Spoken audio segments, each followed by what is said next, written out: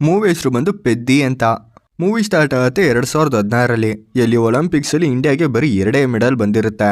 ಅದಕ್ಕೆ sports minister ಕೋಟ್ಯಾಂಕರ್ಲೆ funding ಇದೆ, ಭಾರತ ಜನಸಂಖ್ಯೆಯಲ್ಲಿ ಟಾಪಲ್ಲಿದೆ. ಆದರೂ ವರ್ಷ ನಾವು 2 ಮೆಡಲ್ ಗೆಲ್ಲಕ್ಕೆ ಇಷ್ಟು ಕಷ್ಟಪಡ್ತಾ ಇದೀವಿ. ಹೀಗೆ ಆದ್ರೆ ಫಂಡಿಂಗ್ನೆಲ್ಲ ಸ್ಟಾಪ್ ಮಾಡಿ ಅದನ್ನೆಲ್ಲ ಡಿಫೆನ್ಸ್ ಕಳಿಸ್ಬೇಕಾಗುತ್ತೆ ಅಂತ ಗರಂ ಆಗ್ತಾನೆ.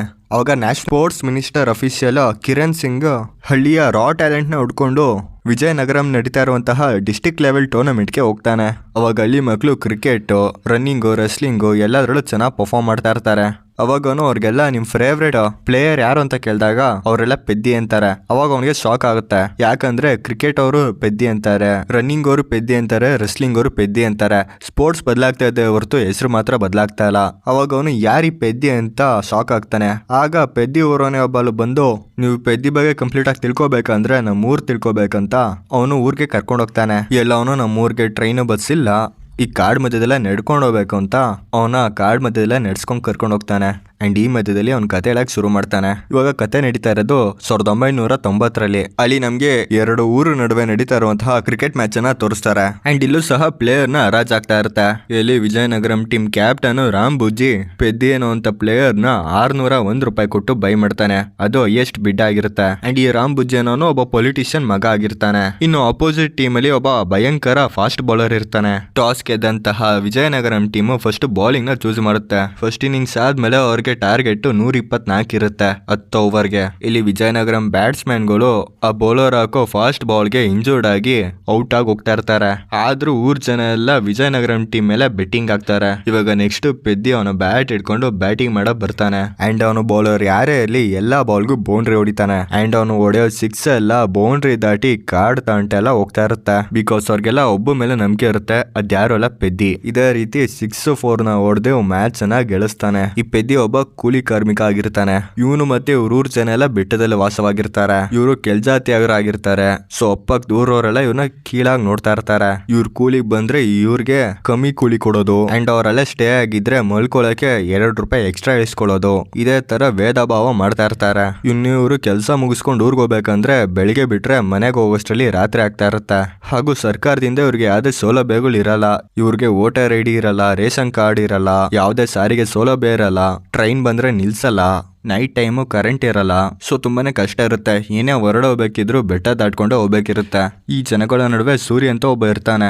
ಯಾರು ಈ ಊರ್ನ ಡೆವಲಪ್ ಮಾಡ್ಬೇಕಂತ ಕನ್ಸ್ ಕಾಣ್ತಾ ಇರ್ತಾನೆ. ದಿನ ರೆಡ್ ಫ್ಲಾಗ್ ಇಟ್ಕೊಂಡು ಟ್ರೈನ್ ಅಡ್ಡಾಕಕ್ ಟ್ರೈ ಮಾಡ್ತಾನೆ, ಬಟ್ ಟ್ರೈನ್ ನಿಲ್ಸಲ್ಲ. ಅಂಡ್ ಪೆದ್ದಿನೂ ದುಡ್ಗೋಸ್ಕರ ಕ್ರಿಕೆಟ್ ಆಡೋದು ಇಲ್ಲ ಕೂಲಿ ಕೆಲ್ಸಕ್ಕೆ ಹೋಗ್ತಾ ಇರ್ತಾನೆ. ನೆಕ್ಸ್ಟ್ ನಡಿ ನಮ್ಗೆ ಅಚ್ಚಿ ಅಮ್ಮನ ತೋರಿಸ್ತಾರೆ. ಇವಳು ಒಬ್ಬ ಪೊಲಿಟಿಷಿಯನ್ ನ ಮಗಳು. ಯುರೋಪನು ಕಳೆದ 15 ವರ್ಷದಿಂದ ಎಲೆಕ್ಷನ್ ಅಲ್ಲಿ ಸೋತ್ಕೊಂಡ್ ಬರ್ತಾ ಇದಾರೆ. ಅದಕ್ಕೆ ಅಚ್ಚಿ ಅಮ್ಮ ಹೇಗಾದ್ರೂ ಮಾಡಿ ಈ ಸಲ ಎಲೆಕ್ಷನ್ ಗೆಲ್ಬೇಕು ಅಂತ ಅವಳೆ ಪ್ರಚಾರ ಕಿಳಿತಾಳೆ. ಸಿಂಪತಿಯನ್ನ ಗಿಟ್ಟಿಸ್ಕೊಳಕ್ಕೆ ನೈಟ್ ಟೈಮು ಅವಳ ಕಬ್ಬಿನ ಗದ್ದೆಗೆ ಅವಳೆ ಬೆಂಕಿ ಹಾಕಿ ಅಪೋಸಿಷನ್ ಪಾರ್ಟಿ ಹಾಕಿರೋದು ಅಂತ ನಂಬಿಸ್ತಾಳೆ. ಅದ್ ಬಿಟ್ರೆ ನೈಟ್ ಟೈಮು ಗಂಡಸರಿಗೆಲ್ಲ ಎಣ್ಣೆ, ಹೆಣ್ಮಕ್ಳಿಗೆಲ್ಲ ಸೀರೆ ಬಳೆ ಈ ತರ ಕೊಡ್ತಾ ಇರ್ತಾಳೆ. ಅಂಡ್ ಈ ಮಧ್ಯೆನೆ ಪೆದ್ದಿ ಅವಳನ್ನ ನೋಡ್ತಾನೆ. ಅಂಡ್ ಪೆದ್ದಿಗೂ ಲವ್ ಅಟ್ ಫಸ್ಟ್ ಸೈಟ್ ಆಗುತ್ತೆ. ಇವಾಗ ಪೆದ್ದಿ ಅವಳ ಮನೆಗ್ ನುಗ್ಗಿ ಅವಳನ್ನ ತಪ್ಕೊಂಡು ಮುತ್ ಕೊಟ್ಬಿಟ್ಟು ಅಲ್ಲಿಂದ ಹೋಗ್ತಾನೆ. ಇದ್ರಿಂದ ಅವಳು ತುಂಬಾನೇ ಶಾಕ್ ಆಗ್ತಾಳೆ. ಆದ್ರೆ ಇದು ಎಲೆಕ್ಷನ್ ಟೈಮ್ ಆಗಿರೋದ್ರಿಂದ ಅವನ್ನ ಕಂಡು ಹಿಡಿತೀನಿ ಅಂತ ಕೋಪಿಸ್ಕೊಂಡು ಎಲೆಕ್ಷನ್ ಮೇಲೆ ಫೋಕಸ್ ಮಾಡ್ತಾಳೆ. ಇನ್ನೊಂದ್ ಕಡೆ ರಾಮ್ ಬುಜ್ಜಿಗೆ ಇವೆಲ್ಲ ಇಷ್ಟ ಆಗ್ತಾ ಇರ್ಲಿಲ್ಲ. ಬಿಕಾಸ್ ರಾಮ್ ಬುಜ್ಜಿ ಅವ್ರ ಅಪ್ಪನ ಎಲೆಕ್ಷನ್ಗೆ ನಿಂತಿದ್ರು. ಆದ್ರೆ ಆಚೆ ಅಮ್ಮನ ಕ್ಯಾನ್ವರ್ಸ್ ಅವಳ ಪ್ರಮೋಟಿಂಗ್ ನೋಡಿ ಈ ತರ ಇದ್ರೆ ನಮ್ಮ ಅಪ್ಪಗೆಲ್ಲ ತುಂಬಾನೇ ಕಷ್ಟ ಅಂತ ಒಂದಿನ ಆಚೆ ಅಮ್ಮ ಸ್ಟೇಜ್ ಮೇಲೆ ಭಾಷಣ ಮಾಡಕ್ ಹೋಗ್ತಾಳೆ. ಆಗ ರಾಮ್ ಬುಜ್ಜಿ ಒಂದು ಕ್ಯಾಮ್ರಾಮನ್ ಕಲ್ಸಿ ಅವಳು ಹಾಕಿರುವಂತ ಸಿಲ್ವರ್ ಅನ್ನ ಕಟ್ ಮಾಡಿ ಅದು ಫೋಟೋ ತೆಗಿ ಅಂತ ಕಳಿಸ್ತಾನೆ. ಇದ್ರಂತಾನೆ ಕ್ಯಾಮ್ರಾಮ್ಯಾನ್ ಆಚೆ ಅಮ್ಮನ ಬಳಿ ಬರ್ತಾನೆ. ಆಗ ಪೆದ್ದಿಗೆ ಅವನ ಮೇಲೆ ಡೌಟ್ ಬರುತ್ತೆ. ಇವಾಗ ಕ್ಯಾಮ್ರಾಮ್ಯಾನು ಪ್ಲಾನ್ ಪ್ರಕಾರನೇ ಅವ್ಳ ಸಲ್ವಾರ್ ಅನ್ನ ಕಟ್ ಮಾಡಿ ಫೋಟೋ ತೆಗಿತಾನೆ. ಅವಾಗ ಪೆದ್ದಿಯ ಪೆಂಡಾಲನ್ನ ಕಟ್ ಮಾಡಿ ಅವ್ಳ ಮಾನನ ಕಾಪಾಡ್ತಾನೆ. ಆದ್ರೆ ಕ್ಯಾಮ್ರಾಮ್ಯಾನು ಫೋಟೋ ತೆಗೆದಿರ್ತಾನೆ. ಇವಾಗ ಅವನು ಅದನ್ನ ನ್ಯೂಸ್ ಪೇಪರ್ಗೆ ಪಬ್ಲಿಷ್ ಮಾಡಬೇಕು. ಅವಾಗ ಪೆದ್ದಿಯ ಕ್ಯಾಮ್ರಾಮ್ಯಾನ್ ನ ಫಾಲೋ ಮಾಡ್ಕೊಂಡು ಹೋಗ್ತಾನೆ. ಆಗ ಅವನ್ಗೆ ಇದರಿಂದ ರಾಮ್ ಬುಜ್ಜಿ ಇರೋ ವಿಷಯ ಗೊತ್ತಾಗತ್ತೆ. ಅವಾಗ ಅವನು ಮುಖನ ಹೈಡ್ ಮಾಡ್ಕೊಂಡು ರಾಮ್ ಬುಜ್ಜಿ ಮತ್ತೆ ಅವ್ರ ಕಡೆಯವ್ರಿಗೆಲ್ಲ ಹೊಡಿತಾನೆ. ಆದ್ರೂ ಕೊನೆಯಲ್ಲಿ ಅವ್ರಿಗೆ ಅದು ಪೆದ್ದಿ ಅಂತ ಗೊತ್ತಾಗತ್ತೆ. ಇವಾಗ ರಾಮ್ ಬುಜ್ಜಿಗೆ ಹೆವಿ ಕೋಪ ಬಂದಿದೆ. ಅವನು ನೆಕ್ಸ್ಟ್ ಡೇ ನೈಟ್ ನಡೀತಾ ಇರುವಂತ ಮ್ಯಾಚ್ ಅಲ್ಲಿ ಹರಾಜಲ್ಲಿ ಪೆದ್ದಿಯನ್ನ ಬಿಡ್ಡೆ ಮಾಡಲ್ಲ. ಇದರಿಂದ ಆಪೋಸಿಟ್ ಊರವರು ಪೆದ್ದಿಯನ್ನ 1 ರೂಪಾಯಿ ಕೊಟ್ಟು ತಗೋತಾರೆ. ಆಗ ಊರವ್ರಿಗೆಲ್ಲ ಸಾಕು, ಪೆದ್ದಿ ಅಂತ ಪ್ಲೇಯರ್ ಬರೀ 1 ರೂಪಾಯಿಗೆ ಸೇಲ್ ಆದ್ನಲ್ಲ ಅಂತ. ಇವಾಗ ರಾಮ್ ಬುಜ್ಜಿ ಅವರ ಟೀಮ್ದು ಫಸ್ಟ್ ಬ್ಯಾಟಿಂಗ್ ಇರುತ್ತೆ. ಇಲ್ಲಿ ರಾಮ್ ಬುಜ್ಜಿ ಅವರ ಟೀಮ್ ಚೆನ್ನಾಗಿ ಬ್ಯಾಟಿಂಗ್ ಮಾಡುತ್ತೆ. ಸುಮಾರು ರನ್ಔಟ್ ಆಪರ್ಚುನಿಟಿ ಇದ್ರೂ ರನ್ಔಟ್ ಮಾಡಲ್ಲ. ಬಿಕಾಸ್ ಮ್ಯಾಚ್ ನಡೆಕ್ಕಿಂತ ಮುಂಚೆ ಎರಡೂ ಟೀಮ್ ಅವರು ಮ್ಯಾಚ್ ಫಿಕ್ಸಿಂಗ್ ಮಾಡ್ಕೊಂಡಿರ್ತಾರೆ. ಇದರಿಂದ ಪೆದ್ದಿಗೆ ಸ್ವಲ್ಪ ಡೌಟ್ ಬರಕ್ ಶುರು ಆಗುತ್ತೆ. ಮತ್ತೊಂದ್ ಕಡೆ ಬೆಟ್ಟಿಂಗ್ ಅಲ್ಲಿ ಎಲ್ಲರೂ ಪೆದ್ದಿ ಇರೋ ಟೀಮ್ಗೆನೆ ಇನ್ವೆಸ್ಟ್ ಮಾಡಿರ್ತಾರೆ. ಇವಾಗ ಟಾರ್ಗೆಟ್ 10 ಓವರ್ಗೆ 114 ಇರುತ್ತೆ. ಆಗ ಎಲ್ಲರೂ ಪೆದ್ದಿ ಅಂತ ಕೂಕೋತಾರೆ. ಆದ್ರೆ ಪೆದ್ದಿಯನ್ನ ಬ್ಯಾಟಿಂಗ್ ಗೆ ಕಳ್ಸಲ್ಲ. ಬದಲಿಗೆ ಬೇರೆ ಬೇರೆ ಪ್ಲೇಯರ್ಸ್ ಬ್ಯಾಟಿಂಗ್ ಹೋಗ್ತಾರೆ. ಬಟ್ ಹೋದವ್ರು ಯಾರು ಸರಿಯಾಗಿ ಬ್ಯಾಟಿಂಗ್ ಮಾಡ್ತಾ ಇರಲ್ಲ. ಎಲ್ಲರೂ ಸ್ಟ್ರಗಲ್ ಮಾಡ್ತಾ ಇರ್ತಾರೆ ಅಂಡ್ ಔಟ್ ಆಗಿ ಬರ್ತಾ ಇರ್ತಾರೆ. ಆದ್ರೂ ಆ ಕ್ಯಾಪ್ಟನ್ ಪೆದ್ದಿಯನ್ನ ಬ್ಯಾಟಿಂಗ್ ಗೆ ಕಳ್ಸಲ್ಲ. ಇದರಿಂದ ಪೆದ್ದಿಗೆ ಶಾಕ್ ಆಗುತ್ತೆ. ಕೊನೆಗೆ ಪೆದ್ದಿ ಇದೇ ತರ ಇದ್ರೆ ನಾವೇ ಮ್ಯಾಚ್ ಸೋಲ್ತೀವಿ ಅಂತ ಅವನೇ ಬ್ಯಾಟ್ ಕಿತ್ಕೊಂಡು ಬ್ಯಾಟಿಂಗ್ ಆಡಕ್ ಹೋಗ್ತಾನೆ. ಅಂಡ್ ಎಂದಿನಂತೆ ಪೆದ್ದಿ ಚೆನ್ನಾಗಿ ಬ್ಯಾಟಿಂಗ್ ಆಡ್ತಾ ಇರ್ತಾನೆ. ಬಟ್ ಅವ್ರ ಟೀಮ್ ಪ್ಲೇಯರ್ ಪೆದ್ದಿಗೆ ಸ್ಟ್ರೈಕ್ ಕೊಡ್ತಾ ಇರಲ್ಲ. ಸುಮಾರು ಸಲ ರನ್ ಔಟ್ ಮಾಡಕ್ಕೆ ಟ್ರೈ ಮಾಡ್ತಾರೆ. ಅಂಡ್ ಇದೇ ತರ ಮ್ಯಾಚ್ ಪೆದ್ದಿ ಚೆನ್ನಾಗಿ ಆಡಿದ್ರು ಸೋಲ್ಬೇಕಾಗಿ ಬರುತ್ತೆ. ಆದ್ರೆ ಮ್ಯಾಚ್ ಸೋತಿದ್ರು ಜನರು ಪೆದ್ದಿನ ಚೇರ್ ಮಾಡೋದಂತೂ ಬಿಡಲ್ಲ. ಪೆದ್ದಿ ಅಂತ ಕೂಕೋತಾರೆ. ಅಂಡ್ ಈ ಶಬ್ದ ನಾಯ್ಡು ತಾಂಟ ಹೋಗುತ್ತೆ. ಈ ನಾಯ್ಡು ಒಬ್ಬ ಗರಡಿ ಮನೆ ಟ್ರೈನರ್ ಆಗಿದ್ದ. ಇವಾಗ ನಾಯ್ಡು ಗ್ರೌಂಡ್ ಹತ್ರ ಬಂದು, ನೋಡು ಜನರು ನಿಮ್ಮ ಮೇಲೆ ಎಷ್ಟು ಅಭಿಮಾನ ಇಟ್ಕೊಂಡಿದ್ದಾರೆ, ನೀನ್ ಆಟ ಇಲ್ಲಲ್ಲ, ನನ್ನ ಹತ್ರ ಬಾ ಕುಸ್ತಿ ಆಡು ಅಂತ ಹೇಳ್ತಾನೆ. ಅದಕ್ಕೆ ಪೆದ್ದಿ ಅದಕ್ಕೆ ಎಷ್ಟು ದುಡ್ಡು ಸಿಗುತ್ತೆ ಅಂತ ಕೇಳ್ತಾನೆ. ಅದಕ್ಕೆ ನಾಯ್ಡು ಎಲ್ಲಾನು ದುಡ್ಡಿನ ನೋಡೋ ನಿನ್ಗೆ ಅದ್ರ ಬೆಲೆ ಇವಾಗ ನಿಂಗೆ ಗೊತ್ತಾಗಲ್ಲ ಅಂತ ಅವನ್ನ ಕಳಿಸ್ತಾನೆ. ನೆಕ್ಸ್ಟಿನಲ್ಲಿ ಊರಿನ ಜನ ಎಲ್ಲ ಸಿಟಿ ಕಡೆ ಹೋಗ್ತಾ ಇರ್ತಾರೆ. ಆಗ ಕಾಡಲ್ಲಿ ಭೂಕುಸಿತ ಆಗಿ ಅಲ್ಲಿ ಸುಮಾರು ಜನ ಸತ್ತೋಗ್ತಾರೆ. ಇದರಿಂದ ಸೂರಿ ಹೀಗೆ ಇದ್ರೆ ನಮ್ಮ ಊರ್ ಸಮಸ್ಯೆ ಪರಿಹಾರ ಆಗಲ್ಲ ಅಂತ MLA ಹತ್ರ ಲೆಟ್ರ್ ತೊಗೊಂಡು ಹೋಗ್ತಾನೆ. ಆದ್ರೆ MLA ನೀವು ನಂಗೆ ಓಟೆ ಹಾಕಿಲ್ಲ, ನೀವು ನನ್ನ ಕೇಳೋ ಅಧಿಕಾರ ಇಲ್ಲ ಅಂತ ಅವನಿಗೆ ಹೊಡೆದು ಕಳಿಸ್ತಾನೆ. ಇದರಿಂದ ಸೂರಿಗೆ ಹೆವಿ ಬೇಜಾರಾಗುತ್ತೆ. ಆಗ ಅದೇ ಟೈಮ್ಗೆ ಟ್ರೈನ್ ಬರ್ತಾ ಇರುತ್ತೆ. ಆಗ ಸೂರಿ ಒಂದು ಈ ಟ್ರೈನ್ ನಿಲ್ಬೇಕು ಇಲ್ಲ ನಾನು ಸಾಯ್ಬೇಕು ಅಂತ ಆ ಟ್ರೈನ್ ಮಧ್ಯೆ ನಿಂತ್ಕೋತಾನೆ. ಆಗ ಟ್ರೈನ್ ಓಡಿಸ್ತಾ ಇರೋಂಥ ಡ್ರೈವರು ಅವನ್ನ ಹೋಗು ಅಂತ ಹೇಳ್ತಾನೆ. ಬಟ್ ಸೂರ್ಯ ಅಲ್ಲಿಂದ ಕದಲಲ್ಲ. ಹಾಗ ಇದು ನೋಡಿದಂತೆ ಪೆದ್ದಿ ಅವನ್ನ ಸೇವ್ ಮಾಡೋ ಬರ್ತಾನೆ. ಬಟ್ ಇದರಿಂದ ನಾಯ್ಡು ತುಂಬಾನೇ ಇಂಜೂರ್ಡ್ ಆಗಿರ್ತಾನೆ. ಆಗ ಪೆದ್ದಿ ಅವನ್ನ ಎತ್ಕೊಂಡು ಹಾಸ್ಪಿಟ್ಲಿಗೆ ಕರ್ಕೊಂಡು ಹೋಗ್ತಾನೆ. ಬಟ್ ದಾರಿ ಮಧ್ಯದಲ್ಲ ನಾಯ್ಡು ಸತ್ತೋಗ್ತಾನೆ. ಇದರಿಂದ ಪೆದ್ದಿ ಮತ್ತೆ ಅವ್ರ ಊರಿನ ಜನಕ್ಕೆ ತುಂಬಾನೇ ಕೋಪ ಬರುತ್ತೆ. ಅದಕ್ಕೆ ಅವರು ರೈಲ್ವೆ ಟ್ರ್ಯಾಕ್ ಅಲ್ಲಿ ಬೆಂಕಿ ಹಾಕಿ ಸ್ಟ್ರೈಕ್ ಸ್ಟಾರ್ಟ್ ಮಾಡ್ತಾರೆ. ಇದರಿಂದ ಪೊಲೀಸರು ಅವ್ರನ್ನೆಲ್ಲರೂ ಅರೆಸ್ಟ್ ಮಾಡಿ ಹಿಗ್ಗ ಮುಗ್ಗ ಅಂತ ಹೊಡಿತಾರೆ. ಆಗ ಪೆದ್ದಿ ನಮ್ಮನ್ನ ಬಿಟ್ಬಿಡಿ, ಸೂರಿನ ಅಂತ್ಯ ಸಂಸ್ಕಾರ ಮಾಡ್ಬೇಕು ಅಂತ ಹೇಳ್ತಾನೆ. ಆದ್ರೆ ಪೊಲೀಸರು ಬಾಡಿಯನ್ನ ಕೊಡಲ್ಲ. ಆಗ ಪೆದ್ದಿಗೆ ಹೆವಿ ಕೋಪ ಬಂದು ಪೊಲೀಸವ್ರಿಗೆ ಹೊಡೆಯಕ್ ಶುರು ಮಾಡ್ತಾನೆ. ಆಗ ಪೊಲೀಸವರು ಅವ್ನಿಗೆ ಅದೇ ಗುರ್ತಿಲ್ಲ, ಈ ಬಾಡಿಯನ್ನ ನಾವು ಕೊಡಕ್ಕಾಗಲ್ಲ ಅಂತ ಹೇಳ್ತಾರೆ. ಈ ಘಟನೆಯಿಂದ ಪೆದ್ದಿಗೆ ಹೆವಿ ಬೇಜಾರಾಗುತ್ತೆ. ಆಗ ಪೆದ್ದಿ ನಾನು ಸುಮ್ಮನೆ ಇದ್ರಾಗಲ್ಲ, ಇವನ್ನೆಲ್ಲ ನಾನೇ ಬದಲಾಯಿಸ್ಬೇಕು ಅಂತ ನಾಯ್ಡು ಹತ್ರ ಹೋಗ್ತಾನೆ. ಇವಾಗ ಪೆದ್ದಿ ನಾಯ್ಡು ಹತ್ರ ಹೋಗಿ ನನಗೆ ಕುಸ್ತಿ ಹೇಳ್ಕೊಡಿ ಅಂತ ಕೇಳ್ಕೊತಾನೆ.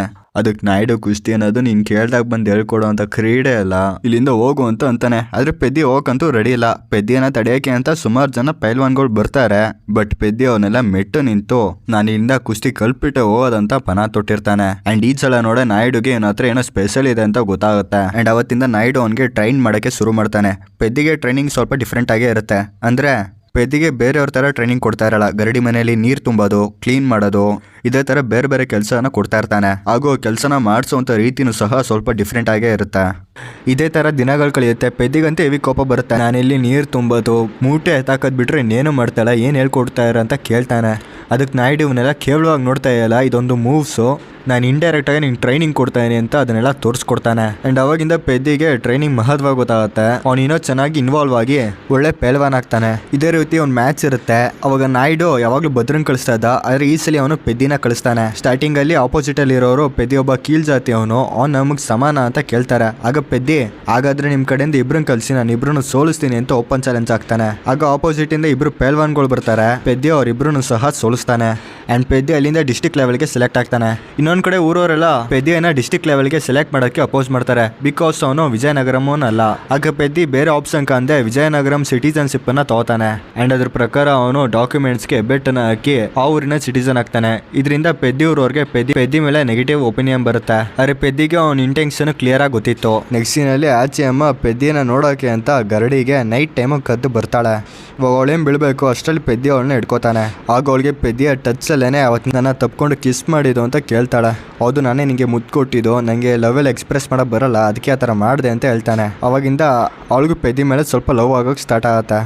ನೆಕ್ಸ್ಟ್ ಸೀನಲ್ಲಿ ಪೆದ್ದಿ ನ್ಯಾಷನಲ್ ಟೂರ್ನಮೆಂಟ್ಗೆ ಸೆಲೆಕ್ಟ್ ಆಗಿರ್ತಾನೆ. ಇದರಿಂದ ಎಲ್ಲರೂ ಸೆಲೆಬ್ರೇಟ್ ಮಾಡಿಕೊಂಡು ಒಂದು ಪಾರ್ಟಿಯನ್ನು ಮಾಡ್ತಾರೆ. ಇಲ್ಲಿ ಪೆದ್ದಿ ಐಟಮ್ಗಳ ಜೊತೆ ಡ್ಯಾನ್ಸ್ ಮಾಡೋದು ನೋಡಿ ನಮ್ಮ ಹೀರೋಯಿನ್ಗೆ ಜಲಸಿ ಫೀಲ್ ಆಗುತ್ತೆ. ಆ್ಯಂಡ್ ಅವಳು ಅದೇ ಟೈಮಲ್ಲಿ ಅವಳು ಲವ್ನ ಎಕ್ಸ್ಪ್ರೆಸ್ ಮಾಡ್ಕೋತಾಳೆ. ನೆಕ್ಸ್ಟ್ ಸೀನಲ್ಲಿ ನಮಗೆ ರಣಧೀರ್ ಸಿಸೋಡಿಯಾನ ತೋರಿಸ್ತಾರೆ. ಅವನು ಸಹ ಅವ್ನ ಪ್ಲೇಯರ್ನ ಟೂರ್ನಮೆಂಟಲ್ಲಿ ಪಾರ್ಟಿಸಿಪೇಟ್ ಮಾಡಿಸ್ತಾ ಇರ್ತಾನೆ. ಅವ್ನ ಇಂಟೆನ್ಷನ್ ಇರೋದು ನಾಯ್ಡು ಪ್ಲೇಯರ್ನ ಸೋಲಿಸಿ ಅವ್ನ ಕಾಲ್ಗೆ ಹಾಕೊಂಡಿರೋಂಥ ಚಿನ್ನದ ಖಡ್ಗನ ಪಡ್ಕೋಬೇಕು ಅಂತ. ಬಿಕಾಸ್ ಫ್ಲ್ಯಾಶ್ ಬ್ಯಾಕಲ್ಲಿ ನಾಯ್ಡು ಶಿಷ್ಯ ಆ ಖಡ್ಗನ ಅವನಿಂದ ಗೆದ್ದು ಹಾಕೊಂಡಿರ್ತಾನೆ. ಆ್ಯಂಡ್ ಯಾರು ಆ ಖಡ್ಗನ ಹಾಕೊಂಡಿರ್ತಾರೋ ಅವರೊಬ್ಬ ಸರ್ವಶ್ರೇಷ್ಠ ಪೈಲ್ವಾನ್ ಅಂತ ಅರ್ಥ. ನೆಕ್ಸ್ಟ್ ಸೀನಲ್ಲಿ ಪೆದ್ದಿ ನ್ಯಾಷನಲ್ ಟೂರ್ನಮೆಂಟಲ್ಲಿ ಚೆನ್ನಾಗಿ ಪರ್ಫಾರ್ಮ್ ಮಾಡ್ತಾ ಇರ್ತಾನೆ.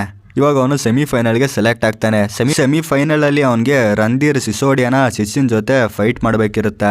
ಮ್ಯಾಚ್ ಬಿದ್ದಿರುತ್ತೆ. ಮ್ಯಾಚ್ ಹಿಂದಿನ ದಿನ ಭದ್ರಾ ಪೆದ್ದಿಯನ್ನ ಕರೆದು ನೀನು ನನ್ನ ಗರಡಿ ಮತ್ತೆ ನನ್ನ ನೂರಿನ ಕೀರ್ತಿಯನ್ನು ಎತ್ತಿ ಹಿಡಿತಾಯಿ ಅಂತ ಮಾತಲ್ಲೇ ಅವ್ನ ಕಾಲ್ಗೆ ಗಾಯ ಮಾಡಿ ಇಂಜೂರ್ಡ್ ಮಾಡ್ತಾನೆ. ಅದಾಗಿದ್ ನೆಕ್ಸಿನಲ್ಲೇ ಭದ್ರ ರಂಧೀರ್ ಹತ್ರ ಹೋಗಿ ಪೆದ್ದಿ ಅವ್ನ ಕಾಲ್ಗೆ ಏಟ್ ಮಾಡಿದ್ದೀನಿ, ನೀವು ಅಲ್ಲಿ ಅಟ್ಯಾಕ್ ಮಾಡಿದ್ರೆ ಅವ್ನ ಆರಾಮಾಗಿ ಸೋಲಿಸ್ಬೋದು ಅಂತ ಹೇಳ್ತಾನೆ. ಅಸ್ಲಿಗೆ ಭದ್ರಂಗೆ ಪೆದ್ದಿ ಕಂಡ್ರೆ ಆಗಲ್ಲ, ಬಿಕಾಸ್ ಯಾವಾಗ್ಲೂ ನಾಯ್ಡು ಅವನ ಟೂರ್ನಮೆಂಟ್ಗೆ ಸೆಲೆಕ್ಟ್ ಮಾಡ್ತಾ ಇದ್ರು. ಬಟ್ ಇವಾಗ ಅವನು ಫುಲ್ ಪೆದ್ದಿ ಮೇಲೆ ಫೋಕಸ್ ಮಾಡಿದಾನೆ, ನನ್ನ ಜಾಗನೆಲ್ಲ ಪೆದ್ದಿನೇ ಕಿತ್ಕೊಂಡಿದ್ದಾನೆ ಅಂತ ಕೋಪ. ಅದಕ್ಕೆ ಅವನು ಅಪೋಸಿಟ್ ಅವ್ರಿಗೆ ಹೆಲ್ಪ್ ಮಾಡ್ತಿದ್ದ. ಇವಾಗ ಮ್ಯಾಚ್ ದಿನ ಬರುತ್ತೆ, ಇಲ್ಲಿ ಅಪೋಸಿಟ್ ಪ್ಲೇಯರ್ ಪೆದ್ದಿ ಕಾಲ್ಗೆನೆ ಅಟ್ಯಾಕ್ ಮಾಡ್ತಾ ಇರ್ತಾನೆ. ಇದರಿಂದ ಪೆದ್ದಿಗೆ ತುಂಬಾನೇ ನೋವು ಆಗುತ್ತೆ. ಆದ್ರೂ ಪೆದ್ದಿ ಅವನು ಫುಲ್ ಎಫರ್ಟ್ ಹಾಕಿ ಆ ಮ್ಯಾಚನ್ನ ಗೆಲ್ತಾನೆ ಆ್ಯಂಡ್ ಫೈನಲ್ಗೂ ಸಹ ಸೆಲೆಕ್ಟ್ ಆಗ್ತಾನೆ. ಬಟ್ ಅದಾಗಿದ್ದ 5 ನಿಮಿಷಕ್ಕೆ ಅವನು ಅಲ್ಲಿ ಕೆಳಗಡೆ ಬಿದ್ದು ಪ್ರಜ್ಞೆ ತಪ್ತಾನೆ. ಇವಾಗ ಪೆದ್ದಿ ಕಾಲು ತುಂಬಾನೇ ಇಂಜೂರ್ಡ್ ಆಗಿರುತ್ತೆ, ಲೆಗ್ ಬೋನ್ ಎಲ್ಲ ಡ್ಯಾಮೇಜ್ ಆಗಿದೆ ಆ್ಯಂಡ್ ಪೆದ್ದಿ 3 ದಿನ ಕೋಮಾಗಿ ಹೋಗಿರ್ತಾನೆ. ಇದರಿಂದ ಟೂರ್ನಮೆಂಟ್ ಅಲ್ಲಿ ಅಪೋಸಿಟ್ ಟೀಮ್ ಅವ್ರನ್ನ ವಿನ್ನರ್ ಅಂತ ಡಿಕ್ಲೇರ್ ಮಾಡಿ ಅವ್ನಿಗೆ ಗೋಲ್ಡ್ ಮೆಡಲ್ ಕೊಡ್ತಾರೆ.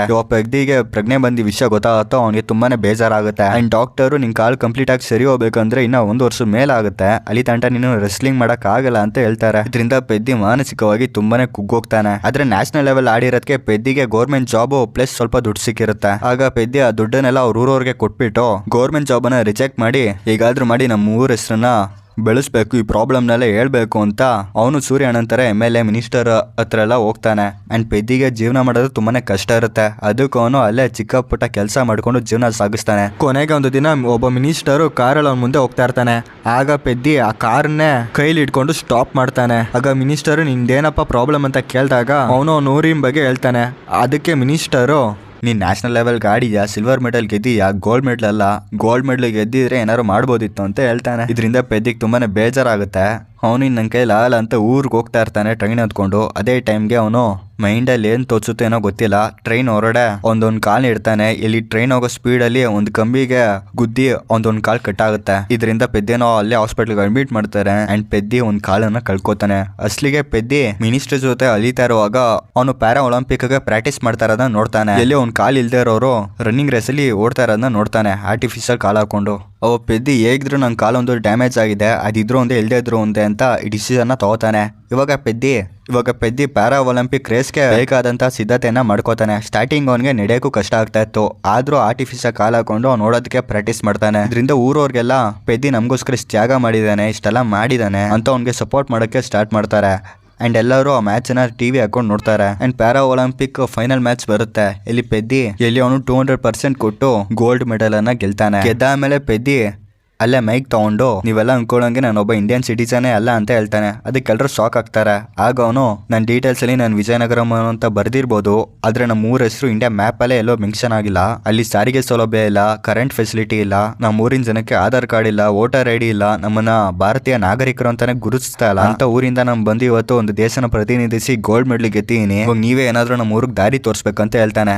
ಅದಕ್ಕೆ ಇಂಡಿಯನ್ ಗೌರ್ಮೆಂಟ್ ಅವತ್ತಿನಿಂದ ಊರಿನ ಜನಕ್ಕೆ Aadhaar card, voter ID, current, ಏನೇನ್ ಫೆಸಿಲಿಟೀಸ್ ಬೇಕು ಎಲ್ಲಾನು ಪ್ರೊವೈಡ್ ಮಾಡ್ತಾರೆ. ಅಲ್ಲಿಗೆ ಸ್ಟೋರಿ ಎಂಡ್ ಆಗುತ್ತೆ. ಇವಾಗ ಕಿರಣ್ ಸಿಂಗ್ ಈ ಊರಿಗೆ ಇನ್ನೂ ಟ್ರೈನ್ ಬಂದಿಲ್ವಾ ಅಂತ ಕೇಳ್ತಾನೆ. ಅದೇ ಟೈಮ್ಗೆ ಅವನಿಗೆ ಆ ಊರಲ್ಲಿ ಟ್ರೈನ್ ಸ್ಟಾಪ್ ಇರೋದು ಗೊತ್ತಾಗುತ್ತೆ.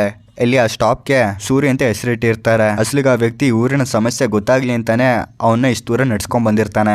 ಅಂಡ್ ಆ ಊರಲ್ಲಿ ಪೆದ್ದಿಯ ಒಂದು ಸ್ಟ್ಯಾಚ್ಯೂನು ಸಹ ಮಾಡಿರ್ತಾರೆ. ಈ ಸ್ಟೋರಿನ ಕೇಳ್ಬಿಟ್ಟು ಕಿರಣ್ ಸಿಂಗ್ ತುಂಬಾನೇ ಮೋಟಿವೇಟ್ ಆಗ್ತಾನೆ. ಅವನು ಟ್ರೈನ್ ಅಲ್ಲ ದಾರಿಲಿ ನಡ್ಕೊಂಡು ಹೋಗ್ತಾರಂತ ಪೆದ್ದಿಯನ್ನ ನೋಡಿ ಪೆದ್ದಿ ಅಂತ ಜ್ವರ ಕಿರ್ಚ್ಕೋತಾನೆ. ಅಂಡ್ ಅಲ್ಲಿಗೆ ಮೂವಿ ಎಂಡ್ ಆಗುತ್ತೆ. ಇದಾಗಿತ್ತು ಮೂವಿ ಕತೆ. ಇದೇ ಥರ ಹೊಸ ಇಂಟ್ರೆಸ್ಟಿಂಗ್ ಮೂವಿ ಎಕ್ಸ್ಪ್ಲನೇಷನ್ಗಾಗಿ ನನ್ನ ಚಾನಲ್ನ ಸಬ್ಸ್ಕ್ರೈಬ್ ಮಾಡ್ಕೊಳ್ಳಿ. ಸಿಗುವ ನೆಕ್ಸ್ಟ್ ವಿಡಿಯೋದಲ್ಲಿ. ಬಾಯ್ ಬಾಯ್.